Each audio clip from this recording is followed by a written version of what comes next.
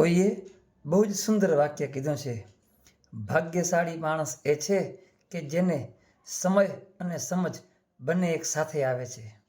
ઘણીવાર સમય આવે છે ત્યારે સમજ નથી આવતું, અને જ્યારે સમજ આવે છે ત્યારે સમય વહી જતો હોય છે.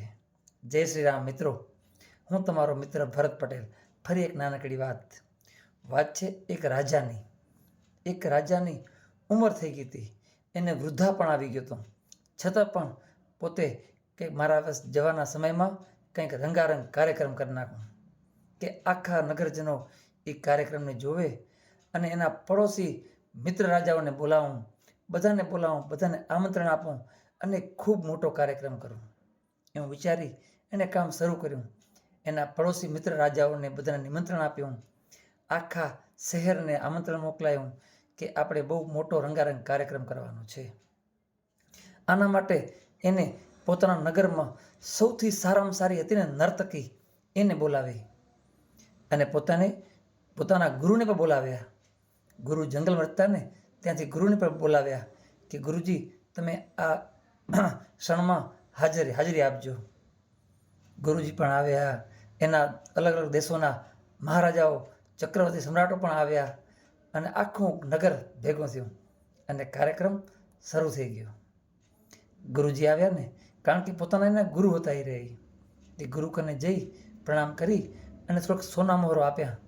અને ગુરુજીને કીધું કે જ્યારે આ નર્તકી જ્યારે પૂરું થાય ને કાર્યક્રમ આપણો, તે તમે ઇનામમાં એને આ સોના મોહરો આપજો. એમ કરીને કાર્યક્રમ તો ચાલુ થઈ ગયો. એ કાર્યક્રમમાં એ રાજાને એક દીકરી હતી, રાજકુમારી, એ પણ આવી હતી. એમનો એક દીકરો હતો રાજકુમાર, જે રાજા ઘોષિત થઈ ગયો હતો, એ પણ આવ્યો હતો. અને દૂર દૂરથી રાજાઓ બધા આવ્યા હતા, મંત્રીઓને ઘણા બધા, હજારો માણસો એ હતા અને ભીડ એકદમ હતી. અને નર્તકીએ એના પ્રોગ્રામ ચાલુ કરી નાખ્યો. બધા તાળીઓના ગગડાટથી એ કાર્યક્રમ એટલો મસ્ત ચાલ્યો કે વાત જવા દો. બધા મંત્રમુગ્ધ થઈ ગયા એ નર્તકીની સામે. તે રાતના 3-3:30 વાગ્યા હશે અને નર્તકી પોતે નાચ ગાન કરતી હતી ને, એની નજર એના તબલા ઉપર પડી. તબલા વાદક હતો ને એના પર પડી, કારણ કે તબલા વાદક છે ને થોડોક ડોલા આવી રહ્યા હતા, એને નીંદર આવવા માંડી હતી એને. તે નર્તકીએ એક પોતાની ભાષામાં દોહો ગાયો, બહુ બીતી થોડી રહી, પલ પલ ગઈ બિતાય, એક પલક કે કારણે ક્યું કલંક લગ જાય. આ દોહો ગાયો ને, એને તબલા માટે દોહો ગાયો હતો કે ભાઈ જાગી જા, થોડોક જાગી જા ને બરાબર તબલા વગાડ, વરના રાજાને ખબર પડશે ને તો આપણને ઇનામને બદલે સજા આપશે. તે હતો ને તબલાવાળો, એ સફાળો જાગી ગયો અને મસ્ત તબલા વગાડવા માંડી ગયો. પણ આ દોહો છે ને એકમાત્ર દોહો હતો ને, પણ ઘણા બધા એના અર્થ લઈ ગયા. એના ગુરુજીએ આ જેવો દોહો ગાયો ને, બધી હતી ને સોના મોહરો, બધી એને નર્તકીને આપી દીધી ફરી. એની દીકરીએ પોતાનો નવલખી હાર હતો, જેને નવલખી હાર એનો પ્રિય હતો હાર, એ પણ એને આ નર્તકીને ભેટમાં આપી દીધો. બરોબર. રાજા હતા, રાજાનો કુંવર હતો રાજકુમાર, એને પોતાનો મુગટ હતો, એ પણ એને નર્તકીને આપી દીધો. બરોબર. આ બધું રાજા જોઈ રહ્યો હતો. રાજાએ કીધું શું થઈ રહ્યું છે બધું.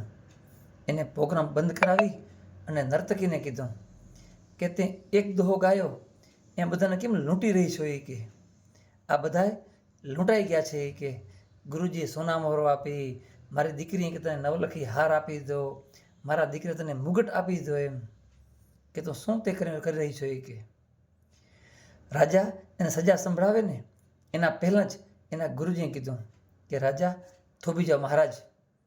આ નર્તકીએ જે દોહો ગાયો છે ને, એના બહુ મસ્ત એનો વાક્ય સમજાણું મને. એ કે એને ગાયું, બહુ બીતી થોડી રહી, પલ પલ ગઈ બિતાય, એક પલક કે કારણે ક્યું કલંક લગ જાય. હું તો કે જંગલમાં ભગવાનની સેવા પૂજા કરતો હોય, કે હું તો કે સંન્યાસી જીવન જીવું છું. કે છતાં પણ તમારા કહેવાના હિસાબે હું અહીં આવ્યો. કે મારા આટલા જીવનકાળમાં મેં હજુ સુધી આવું ક્યારેય કામ નથી કર્યું, તો કે હવે કલંક શું કામ લગાડવું. કે હું તો કે ચાલ્યો કમંડર લઈને હો, એમ કહી અને કમંડળ હાથમાં લઈ અને ચાલવા માંડ્યા. એ કે જોગી તો રમતા ભલા, એમ કહીને ગુરુજી ત્યાંથી નીકળી ગયા. એની દીકરીએ કીધું કે પિતાશ્રી, મેં પણ આ દોહો છે ને, મારા પણ એક એવો આવ્યો કે હું છે ને પિતાજી તમને કહી નથી શકતી કે મારી ઉંમર લગ્ન જેવડી થઈ ગઈ છે, છતાં પણ તમે મારા વિવાહ હજી તમે નથી કરાયા. કે હું આજે રાત્રે આપણા ઐરાવત છે ને એના જે સંભાળ કરે છે ને એના સાથે ભાગી જવાની હતી. કે પણ મેં દોહો સાંભળ્યો ને કે બસ કે સબ્ર રાખો, થોડી ધીરજ રાખો, એક દિવસ લગ્ન જરૂર થઈ જશે. કે એટલે મેં છે ને મારો નવલખી હાર હતો ને એને આપી દીધો. કે કંઈ વાંધો નહીં, કારણ કે લગ્ન તો થશે જ ચોક્કસ ને ચોક્કસ. જ્યારે રાજકુમારે કીધું કે પિતાજી, મારે પણ કંઈક દોહો સાંભળી અને આવું થયું કે હું આજે સૈનિકો સાથે તમારી હત્યા કરવાનો હતો. કે તમે ઘેડા થઈ ગયા છો, તમે બુઢા થઈ ગયા છો, અને હું રાજકુમાર જેવડો થઈ ગયો છું, આટલો મોટો થઈ ગયો છું, છતાં પણ મને તમે રાજગાદી નથી આપી રહ્યા, તમે ખુદ રાજ ભોગવો છો. કે તો હું આજે છે ને રાત્રે તમને મારી નાખવાનો હતો. કે પણ મેં આ દોહો સાંભળ્યો ને કે બસ આ એક કલંક આપણે શું કામ લગાવવો. કે કંઈ વાંધો રાજપાટ તો મને મળવાનો છે નહીં. કે મેં એક કલંક ન લાગે ને એટલા માટે પિતાજી તમારી હત્યા મેં કરવાનું ટાળી નાખ્યું. કે એટલે મારો મુગટ હતો ને મેં કે નર્તકીને આપી દો. કે રાજાની આંખ ખુલી ગઈ, એને પોતાની ભૂલ સમજાઈ ગઈ. એને પણ થયું કે બહુ બીતી થોડી રહી, પલ પલ ગઈ બિતાય, એક પલક કે કારણે ક્યું કલંક લગ જાય. કે મારી પણ હવે અવસ્થા થઈ ગઈ છે, હું પણ હવે પ્રભુનું નામ લઉં અને સંન્યાસ લઈ લઉં અને જંગલમાં કુટીરમાં રહું. કે શું કામ હું આ રાજપાટ ભોગવું છું. કે એની આંખ ખુલી ગઈ. જ્યારે આ બાજુ નર્તકીએ તો વિચાર કર્યો કે મારો એક દોહો હું તો ખાલી કે જગાડવા માટે પ્રયત્ન કરતી રહી તબલાવાળાને, પણ છતાં આના કેટલા બધા અનર્થ થઈ ગયો, અનર્થના કેટલા સારા સમાચાર મળ્યા. કે હું કે આટલું હું સમજુ છું, છતાં પણ હું નર્તકીનો જ વેપાર કરું છું. કે હું પણ બસ આ ઠેર ઠેર મનોરંજન કરું છું. કે હું પણ ભગવાનની ભક્તિ કરી શીખી. હવે બસ આ કામ છોડી દીધું.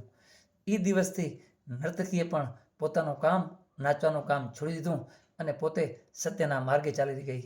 બસ પ્રભુનામાં લીન થઈ ગઈ. આ વાત બહુ નાની છે, પણ સમજવા જેવી એટલી છે